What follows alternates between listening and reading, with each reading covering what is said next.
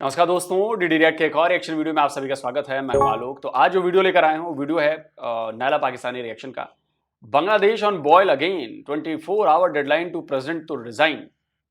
अच्छा जी, तो देखो ये तो होता रहेगा ना। ये बांग्लादेश ने खुद चूज किया है कि वो पाकिस्तान के रास्ते पर जाए, और इनफैक्ट बांग्लादेश नहीं कहूंगा, पूर्वी पाकिस्तान ने ये चूज किया है कि वो पश्चिमी पाकिस्तान के रास्ते पर जाए। तो अभी तो ये शुरुआत हुई है पूर्वी पाकिस्तान में, अभी तो ये आगे अभी और रंग देखने बाकी हैं इसके। चलते रहिए, भी देखेंगे। बांग्लादेश को अब बर्बाद होने से कोई नहीं रोक सकता। बांग्लादेश ने कसम खा रखी है कि वो कंगलादेश बन के रहेगा। जैसे कि आपको स्क्रीन पे मनाजिर नजर आ रहे हैं, बांग्लादेश में दोबारा से प्रोटेस्ट का आगाज हो चुका है। और इस दफा बांग्लादेश के स्टूडेंट की डिमांड है कि उनके जो प्रेसिडेंट है मोहम्मद शहाबुद्दीन रिजाइन करे। 24 घंटे का टाइम दिया, अगर 24 घंटे से पहले रिजाइन नहीं करते तो फिर बांग्लादेश के अंदर उसी तरह के दंगे भड़काए जाएंगे, आग लगाई जाएगी, इंडिया की इन्वेस्टमेंट को नुकसान पहुंचाया जाएगा, बांग्लादेशी हिंदुओं को नुकसान पहुंचाया जाएगा, बॉर्डर के ऊपर टेंशन बढ़ेगी।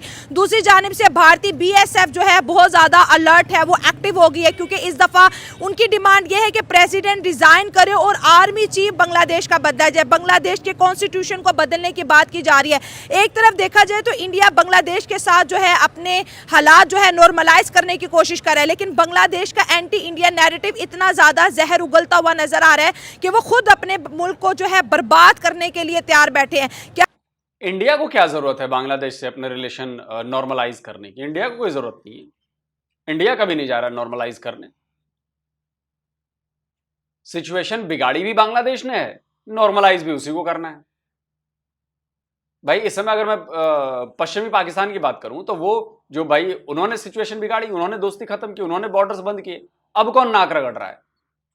पाकिस्तान ही रगड़ रहा है ना कि हमसे बात कर लो, हमको यहां शामिल करा दो, बातचीत होनी चाहिए, बिजनेस होना चाहिए। तो कौन नाक रगड़ रहा है? भारत तो नहीं जा रहा ना करने। और बांग्लादेश, पूर्वी पाकिस्तान जैसे के लिए हम जाएंगे वहां पर? हम नहीं जा रहे, बांग्लादेशी खुद कर रहे हैं। पूर्वी पाकिस्तान वाले वो खुद कर रहे हैं और खुद उसका नतीजे भुगत रहे हैं। खराब भी उन्होंने किया है, ठीक भी उन्हें करना है। केओस उन्होंने मचाया है, नॉर्मल भी उन्हें करना है। वो बाकी अपने देश में जो मन करना है करें, जो मन करे करें, गंदगी फैलाएं, सुअर पालें, जो मन करे वो करें। हमें क्या मतलब है उससे? हाँ, मतलब तब है जब उधर से ये सारे गंदगी उठ के जब इधर आएगी, तब दिक्कत है। हम नहीं आने देंगे, और डंडे भी मारेंगे, और जरूरत पड़ती गोली भी मारेंगे। जिन जिन बांग्लादेशियों को ये लगता होगा ना, हिंदुओं को छोड़ के, कि वो घुसपैठ कर लेंगे, अब करके दिखाओ जरा, गोली खाओगे। और अगर हिंदुओं आगे हिंदू ने भी ज्यादा वो किया तो भाई उन पर भी सख्ती बरती जाएगी। भाई इसका मतलब ये नहीं होना कि सारे लोग उठ के आ जाओ। आप अपना हक लीजिए ना वहां पे। आप अपना हक छोड़कर क्यों आएंगे? वहीं पर हक लीजिए। हक छोड़कर आकर आप इधर वाले का हक खाएंगे तो ये तो अच्छी बात नहीं है ना। वहां पे इतने मजबूत हो जाइए कि सामने वाली पार्टी जो आपके ऊपर जुल्म कर रही है, बराबरी से जवाब दीजिए और अपना हक लीजिए। क्या मोदी साहब रिएक्ट करेंगे? क्या इंडियन आर्मी इस दफा रिएक्ट करेगी? क्या शेख हसीना वाजिद जो कि इंडिया में मौजूद है, क्या वो मंजर आम पर आके कोई बयान देगी? क्योंकि उनका ये मानना है प्रेसिडेंट का कि शेख हसीना वाजिद ने ऑफिशियली रिजाइन लेटर प्रेसिडेंट को नहीं दिया। तो उनके स्टेटमेंट के मुताबिक शेख हसीना वाजिद आज भी बांग्लादेश की वजीर आजम है, और यही वो स्टेटमेंट है जिसने बांग्लादेश के अंदर दोबारा से दंगा भड़का दिया। मोहम्मद यूनुस जो है इंटरिम सरकार लेके बैठे हैं, उनकी भी साजिश हो सकती है, या हो सकता है कि अमेरिका भी इसके पीछे हो। सो आवाम की तरफ बढ़ते हैं और जानते हैं। उन्होंने प्रेसिडेंट की बात की तो ये साफ नजर आ रही है सब कुछ अमेरिका करवा रहा है, क्योंकि उन्हें पता है कि बांग्लादेश और जो इंडिया वो आपस में अच्छे फ्रेंड्स बनते जा रहे हैं। उनकी वजह से जो बांग्लादेश की इकोनॉमी है वो बेहतर होती जा रही है। वो हमसे कर्ज नहीं मांग रहे, क्योंकि वो एक खुद इंडिपेंडेंट कंट्री बनने की कोशिश कर रहा था। उन्होंने क्या किया, उन्होंने पहले तो मोदी जी की हुकूमत को ना लाने की कोशिश की। उन्होंने इंटरनेट स्लो कर दिया, मतलब कि हर चीज़ जो मोदी जी की सपोर्ट में जा रही थी उसको स्लो कर दिया। और अमेरिका ने और जो मोदी जी के खिलाफ वीडियोस बनाते थे उनको रीच दे दी ताकि यही वीडियोस वायरल हो। इस वजह तो शो में कल हाँ ठीक हो गया। अगर हम बांग्लादेश की बात कर लें, ये मैं बोलूंगी कि बांग्लादेश में कोई ऐसा इंसान जरूर है जो अमेरिका का बिल्कुल पुतला बना हुआ है, ठीक तो है। मोहम्मद यूनुस आए ना, उसकी इंटरिम सरकार तो है ना यूनुस, उनकी। जो मोहम्मद यूनुस है वो इसकी सबसे बड़ी एग्जांपल है। वही बांग्लादेश में सब कुछ करवा रहा है, क्योंकि वो बांग्लादेश का सगा नहीं है। जो सगी थी उनको उन्होंने निकाल के भेज दिया, और अब उनको भी डिमांड कर रहे हैं। तो पता नहीं बांग्लादेशी इतने मुझे बेवकूफ। ऐसा नहीं है कि ब्रिक्स का नहीं, देखिए शेख हसीना भी कोई सगी नहीं थी भारत की, और ये इंडियंस भी जानते हैं। अगर इतनी ही सगी होती तो चाइना क्यों जाती शेख हसीना? चाइना से भी पींगे क्यों बढ़ाती शेख हसीना? तो शेख हसीना को भी औकात में लाना था। इस पॉइंट को समझिए। देखिए, हम किसी के ब्लाइंड सपोर्टर नहीं है, और ब्लाइंड नहीं, ये नहीं, वो नहीं। हमें पहले अपना फायदा देखना है। फायदा इन द सेंस कि हमारे अपने देश के लोगों का फायदा। तो शेख हसीना भी कोई दूध की धुली नहीं है कि भाई अरे अरे बहुत अच्छी बहुत अच्छी। नहीं नहीं नहीं, अगर इतनी अच्छी थी तो चाइना क्यों गई थी? चाइना के प्रोजेक्ट क्यों लग रहे थे? चाइना क्या कर रहा था वहां पर, ये जानते हुए भी कि जब शेख हसीना को पता है कि भारत और चाइना दोस्त नहीं है, तो क्या कर रही थी? तो डबल फायदा उठाने की कोशिश कर रही थी ना।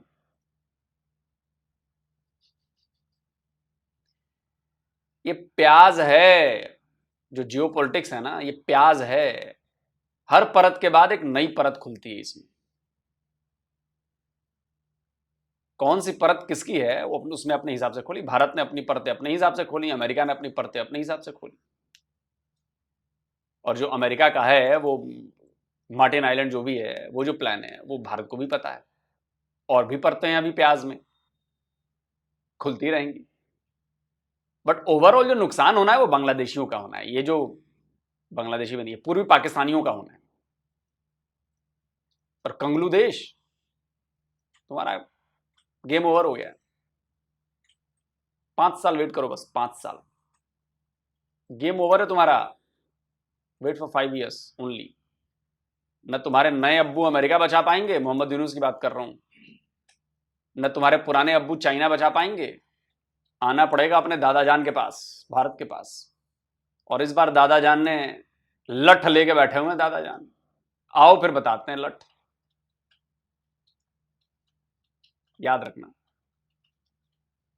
ब्रिक्स कामयाब हो गया है शायद, इस वजह से इसी अमेरिका वजह से दोबारा से प्रोटेस्ट इसी वजह से तो उनको मिर्चें लगी है ना अमेरिका को, क्योंकि जो इंडिया उनके तो जो इंडिया ना वो तो अमेरिका की किसी बात पे एग्री करता नहीं है, ठीक है। इवन के अमेरिका खुद चाहता है कि हम इंडिया में आके इन्वेस्ट करें, ये करें वो करें। तो ब्रिक्स की जो मीटिंग हुई है उसमें चाइना देख लो, इंडिया देख लो और रूस को देख लो, वो जिस तरह से वो खुश हैं और जिस तरह से उन्होंने वो मीटिंग किया, जिस तरह से वो सक्सेसफुल हुए हैं, तो वो अमेरिका को बिल्कुल हजम नहीं हुआ। और देखो उसी मीटिंग के बाद आज बांग्लादेश में फिर तमाशा लग गया कि इनके प्रेसिडेंट को निकालो।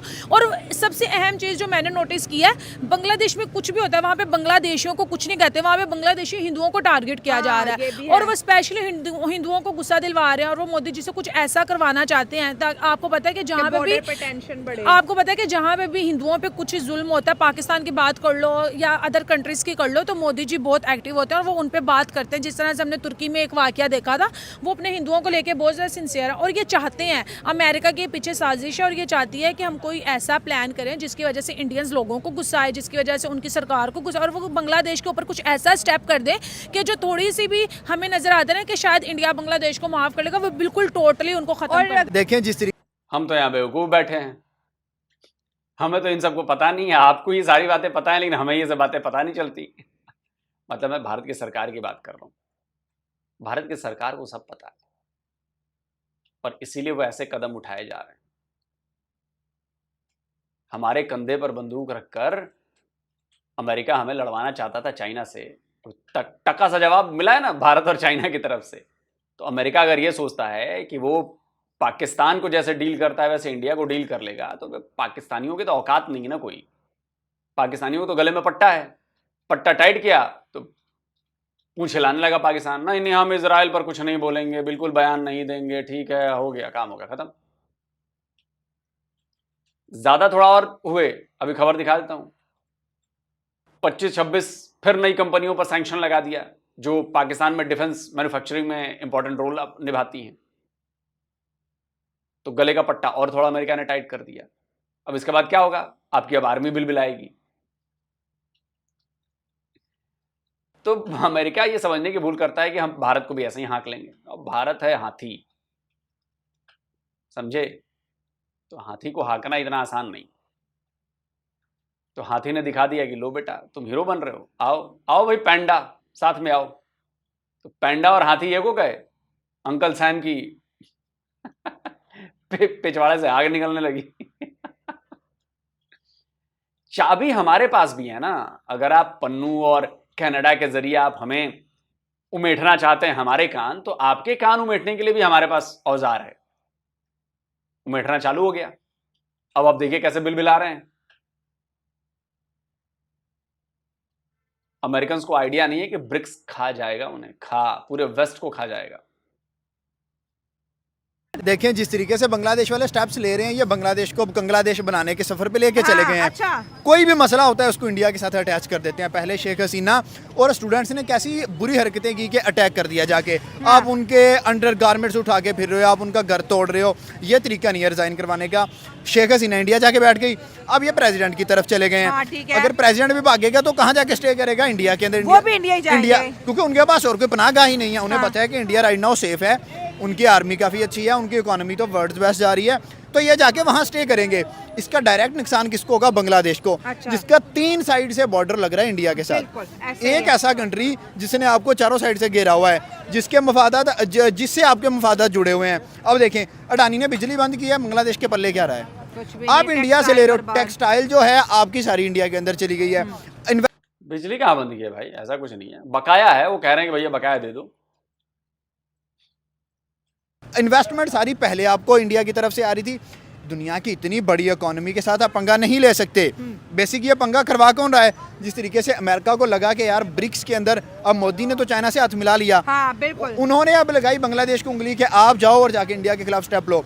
बांग्लादेश सोचे इतना सा बांग्लादेश है और इतने बड़े इंडिया से पंगा ले सकता है? नहीं। पाकिस्तान की इंडिया से ट्रेड बंद हुई तो हमारे आप देखेंगे महंगाई कितनी ज्यादा नजर आ रही सही है। बात है। अगर बांग्लादेश की भी बंद हो जाएगी, ऑलमोस्ट तो बंद ही है, हाँ। अगर बिल्कुल बंद हो गई तो बांग्लादेश भी गया, और रोड पे देखिए, आ जाएगा। इंडिया के बड़ापन देखिए कि आज भी वो जो फूड कमोडिटीज हैं या फिर मेडिकल वीजाज है वो उनको दे रहा है। अब बार बार क्योंकि जब भी बांग्लादेश के अंदर प्रोटेस्ट होता है, ये बंगाली क्या करते हैं, इंडिया की इन्वेस्टमेंट को नुकसान पहुंचाने की कोशिश करते हैं। जो हिंदू नजर आते हैं हिंदुओं को बंगाली नहीं करते, बांग्लादेशी पूर्वी पाकिस्तानी करते हैं। बंगाली नहीं करते, वो बंगाली नहीं है, वो बांग्लादेशी हैं और वो मुसलमान हैं। वो बंगाली नहीं है, वो बांग्लादेशी है। हिंदुओं को नुकसान पहुंचाने की कोशिश करते हैं, फिर से सड़कों पर निकल आए, तोड़ फोड़ का आगाज कर दिया है। आखिर ये कौन सी तब्दीली चाहते हैं और ऐसे कौन सी तब्दीलियां आती हैं जो मुल्क ये स्टूडेंट कुछ भी कहे कि ये तो गुंडागर्दी हो गई, या तो मुझे ऐसा लगता है बांग्लादेश के स्टूडेंट जो है इंसानी ज़ॉम्बीज बनते जा रहे देखिए हैं। बिल्कुल आपकी बात सही है, ज़ॉम्बीज़ ही बनते जा रहे हैं। जो इनकी हरकतें हैं भाई, अपना नुकसान कौन करता है? आप इनकलाब लेके आओ, एक तरीके से लेके आओ, आप अपने ही प्रेसिडेंट के घर तोड़े जा रहे हो, आप अपने इंडिया के साथ जो वसाइल ख़त्म कर रहे हो। उसके बाद अगर बात करें, आपका कोई भी स्टेप जो है ना पॉजिटिव वे में जाता नजर नहीं आ रहा। आप डे बाई डे बांग्लादेश को मजीद नीचे, पहले बांग्लादेश के बल्ले क्या था, ठीक है पहले भी टकेगा नहीं था, अब टके से भी बुरा होता जा रहा है। भाई स्टूडेंट्स जो हैं उनमें ना तो मुझे शऊर नज़र आ रहा है, मुझे लग रहा है कि ये सारे के सारे जाहिल हैं। अब देखिए आप अमेरिका की बात पे लग के उस कंट्री के साथ लड़ रहे हैं जिससे आपके ढेरों मफादात जुड़े हुए हैं, जो आपको पिछले 15-20 साल से कैरी कर रहा है। इंडिया के अंदर सबसे बड़ी, बांग्लादेश के अंदर सबसे बड़ी इन्वेस्टमेंट्स इंडिया से आ रही हैं। तो फिर आप कैसे एक कंट्री के साथ ऐसे कर सकते हो? और दूसरा, आपकी जो शेख हसीना बागी है तो उसको पनाह किसने दी? इंडिया ने दिया जाके। अब आप कह रहे हो ये भी तो गुस्सा है ना उनको, वो तो इंडिया को थ्रेट कर रहे हैं कि आपके खिलाफ भी प्रोटेस्ट करेंगे, शेख हसीना वाजिद को वापस करो। आपको लगता है कि बांग्लादेश स्टेट में है कि इंडिया को थ्रेट कर दे? बांग्लादेश की बातें तो बड़ी बड़ी है इतनी औकात है बांग्लादेश की कि वो इंडिया को थ्रेट कर दें? हाँ। कहाँ एक चूंटी एक हाथी को कभी भी थ्रेट नहीं कर सकती। आप देखें इंडिया भाई राइट नाउ वो दुनिया के ऊपर एक जाल बिछा के बैठा है। हाँ। अब देखिए इसराइल और फलस्तीन की जंग खत्म करवानी थी तो मुस्लिम कंट्रीज इंडिया की तरफ देख रहे हैं ऐसे ही। कि मोदी आके खत्म करवाएगा। अगर सारी अवाम उसकी तरफ देख रही है तो फिर बांग्लादेश को ये कहाँ से कीड़ा एक उठा है कि भाई हम देखें। सबसे बड़ी जहालत यह है कि आप उनके रिलीजन को टारगेट करते हो, आप हिंदुइज्म को टारगेट करते हो, आप उनके मंदिरों को टारगेट करते हो, या व्हाट्सएवर जो भी चीज़ें हैं। सबसे बड़ी जहालत तो ये है, अगर आप स्टूडेंट हो तो आप, हमारी चीजें नहीं है वो बांग्लादेशी हिंदुओं की चीजें हैं, वो भारत के नहीं है। वो बांग्लादेश के हिंदू हैं, वो बांग्लादेश के हिंदुओं की जमीनें हैं, वो बांग्लादेश के हिंदुओं की बहन बेटियां हैं, वो बांग्लादेशी हिंदुओं की प्रॉपर्टीज है वहां पर। जितना बांग्लादेश में मुसलमानों का हक है उतना ही हिस्सा बांग्लादेशी हिंदुओं का भी है। तो बांग्लादेश के हिंदुओं को समझना पड़ेगा कि अपना हिस्सा छोड़कर नहीं आना है, अपने हिस्से के लिए लड़ाई लड़नी है। जो हिस्सा वो कब्जा रहे हैं वो कब्जा वापस लेना है, समझ रहे हैं? उसमें भारत का कुछ भी नहीं है भाई, बांग्लादेश के लोग हैं। तो आप ऐसा नमूना पेश करो, इनकलाब लेके आओ भाई पॉजिटिव वे, पता चले कि यार कोई स्टूडेंट पढ़े लिखे लोग हैं, लेकिन ये तो लग रहा है कि ये बांग्लादेशी जंगली लोग हैं। बिल्कुल। और प्रेसिडेंट ने इतना बोला कि शेख हसीना वाजिद जब यहाँ से गई हैं वो अपना रेजिग्नेशन लेटर मुझे नहीं देखेगी। और कहीं ना कहीं पे अंदर की साजिश ये भी है कि अब जो है ना, जो मोहम्मद यूनुस है वो चाहते हैं कि आर्मी चीफ भी बांग्लादेश का जो है तब्दील करे, क्योंकि वो थोड़ी तो सिर्फ प्रेसिडेंट के पास अब है। देखें बिल्कुल ऐसा है, अब वो चाह रहे हैं कि शेख हसीना ने अभी तक ऑफिशियली रिजाइन नहीं किया, या बांग्लादेशी सोच रहे हैं। अब जो आर्मी चीफ है वो भी शेख हसीना ने लगाया, उसके रिलेटिव्स में से है, तो वो कहीं ना कहीं इंडिया के फेवर में ना चला जाए। मैं आपसे ये पूछता हूँ कि अगर आप चेंज कर लोगे तो आप इंडिया को रोक लोगे? इवन अगर इंडिया आप पे हमला भी करे तो आप सर्वाइव 24 आवर्स से ज़्यादा आप सर्वाइव नहीं कर सकते। 150 करोड़ के लोग और एक साइड पे छोटा सा 10 करोड़ का मुल्क, कहाँ कोई आपस में कंपैरिजन है? ना आपकी इकोनॉमी उनसे मैच करती है, ना आपकी पब्लिक उनसे मैच करती है, ना आपकी कोई अथॉरिटी उनसे मैच करती है। आपका वसाइल ही आपके पास इतने नहीं है। आपकी आज मैं कहता हूँ कि वसाइल बंद कर दिए जाएं तो 24 घंटे के अंदर अंदर बांग्लादेश अपने घुटनों पे आ जाएगा। पहले आपने इतनी तबाही कर ली है, टेक्सटाइल बांग्लादेश की जीरो पे चली गई है, सारे वसाइल जीरो पे चले गए हैं बांग्लादेश के। तो भाई वो अब बांग्लादेश को इस चीज का भी गुस्सा आ रहा है कि हमारी टेक्सटाइल इंडिया की जा रही है। तो जब आप अपने मुल्क में ऐसा निज़ाम पैदा करेंगे, कोई इन्वेस्टमेंट करेगा बाहर से। पाकिस्तान के जो हालात है, पाकिस्तान में इन्वेस्टमेंट नहीं आ रही और बांग्लादेश तो हमसे फर्स्ट पोजीशन पे चला गया है। तो भाई देखें, जो स्टेबल इकोनॉमी है, जैसे चाइना थी उसने इन्वेस्टमेंट्स लिए, लेकिन right now India stable economy है, इंडिया हर फील्ड में आगे बढ़ रहा है। तो दुनिया इन्वेस्टमेंट इंडिया के अंदर कर रही है, बल्कि इंडिया को मुझे लगता है इन्वेस्टमेंट की ज़रूरत नहीं है। अडानी उनके पास है, अंबानी उनके पास है, रतन टाटा सर उनके पास हैं। तो जितने बड़े बड़े नाम हैं, जितने बिलियनियर्स मिलियनियर्स जितने हैं, वो सारे इंडिया के अंदर से उठे हुए हैं। गूगल का सीईओ इंडिया के पास है, यूट्यूब का इंडिया के पास है। भाई हर साइड से उन्होंने दुनिया को घेरा हुआ है। दोस्तों, अगर हम बांग्लादेश की पॉलिटिक्स की बात करें या इंडिया की इन्वॉल्वमेंट की बात करें, अमेरिका स्पेसिफिकली अगर मैं बात करूं, तो अमेरिका की हमेशा स्ट्रैटेजी ये रही है कि पड़ोसियों को आपस में लड़वाओ। जैसे हमारे बीच इंडिया और पाकिस्तान कश्मीर का मुद्दा, अब बांग्लादेश को लेके इंडिया के साथ लड़वा रहा है। शेख हसीना वाजिद को वापस करो वरना हम प्रोटेस्ट करेंगे।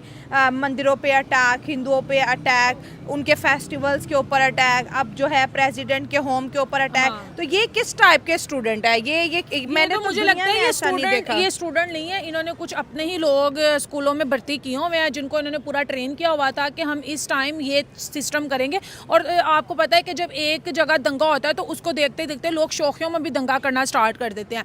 और जहाँ पर अमेरिका की बात कर ले, अमेरिका कभी भी नहीं चाहता कि कोई कंट्री खुद तरक्की करे। सबसे बड़ी एग्जांपल हम हैं, हमारी हुकूमत भी जो करती है आपको पता है किसके कहने पे कर रही है।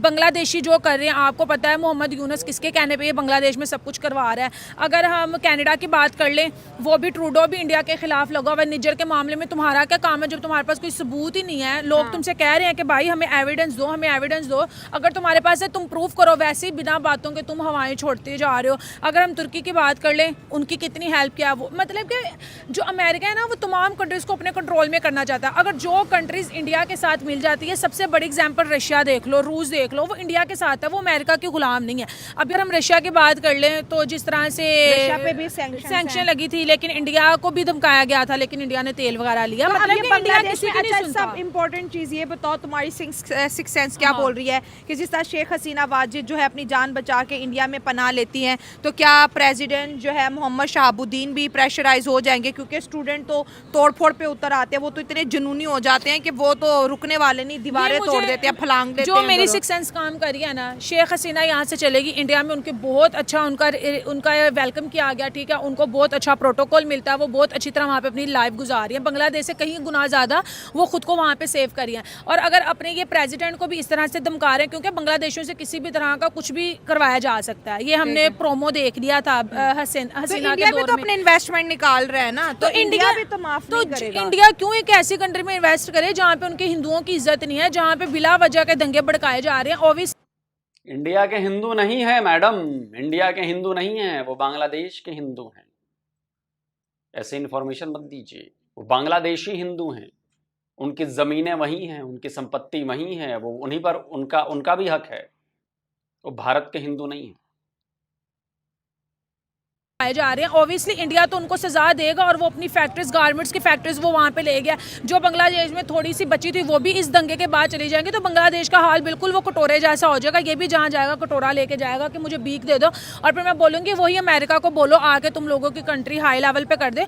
और मुझे लगता है जिस तरह से अपने प्रेसिडेंट को धमका रहे हैं, तो जिस तरह से शेख हसीना चले गए, इसी तरह से इनके प्रेसिडेंट भी जाएंगे इंडिया में, क्योंकि सबसे सेफ जगह जो है ना वो इंडिया है। ना वो पैसे दे के अपने मेहमान को किसी दूसरे के हवाले करते हैं, और ना वो किसी के प्रेशर में आते हैं। जो इंसान वहाँ पे जाता है वो वहीं पे रहता है जब तक वो खुद वहाँ से आगे शिफ्ट ना हो। तो सिंपल यही है कि इनको चाहिए कि खुद के बारे में सोचो, ठीक है। अगर खुद को तरक्की करवाना चाहते हो तो इंडिया का साथ दो, किसी के भी बहकावे में ना, और मोहम्मद यूनुस को बल्कि इनको निकालना चाहिए, ना कि अपने प्रेसिडेंट को। ओके, और ये है कि बांग्लादेश जो चार्ट है वो होना नहीं है। जो हमारे ख्याल से ये कि बांग्लादेश इंडिया के लिए जाल बिछाना चाह रहा है, जिसके नीचे उन्होंने खुद फंस जाना है। हालांकि अच्छा, इंडिया के लिए जाल बिछाना चाह रहा है, यही अच्छा। इनकी साजिश है। देखिए ना, इंडिया ने बच्चों की तरह कह लें एक बाप का किरदार निभाया, बच्चों के इनको लेके चले, हर चीज़ वो लोग इनकी मैनेज कर रहे हैं इंडिया वाले। जैसे कि हसीना को भी इन्होंने, इनकी वज़ीर-ए-आज़म प्राइम मिनिस्टर जो एक्स हैं, उनको इन्होंने मतलब कि पनाह दी है। तो देखिए ना, अब इन्होंने नया सोचा छोड़ दिया। जैसे बता रही हैं कि ये कह रहे हैं कि जो प्रेसिडेंट है वो भी रिज़ाइन करें। इनको पता नहीं है इनके मुल्क में हो क्या रहा है। अगर मोहम्मद यूनुस की बात करें, ठीक है, तो वो भी जो है आर्मी पे प्रेशर डालते हुए नजर आते हैं। उनको 17 से 18 महीने तक की गवर्नमेंट करनी है, लेकिन वो भी ख्याल सोच के बैठे मैं भी 5-6 सालों तक बांग्लादेश के अंदर गवर्नमेंट करूंगा। आर्मी चीफ ने उन्हें बोला है कि जनाब आपका ड्यूरेशन 17 से 18 मंथ ही है, उसके बाद हम इलेक्शन करवाएंगे। हाँ बिल्कुल, जिस तरह ये लोग चाह रहे हैं, पहले शेख हसीना की तरफ आए, अब ये कह रहे हैं कि ये इनको जो प्रेसिडेंट है वो इस्तीफा देगा। 24 आवर्स का अल्टीमेटम दिया है, कल को बिल्कुल ये बात करें। देखिए, असल बात यह है कि मोहम्मद यूनुस को बनना है बांग्लादेश का प्राइम मिनिस्टर, और मोहम्मद यूनुस चाहता है कि इलेक्शन हो गया तो बनेगा नहीं।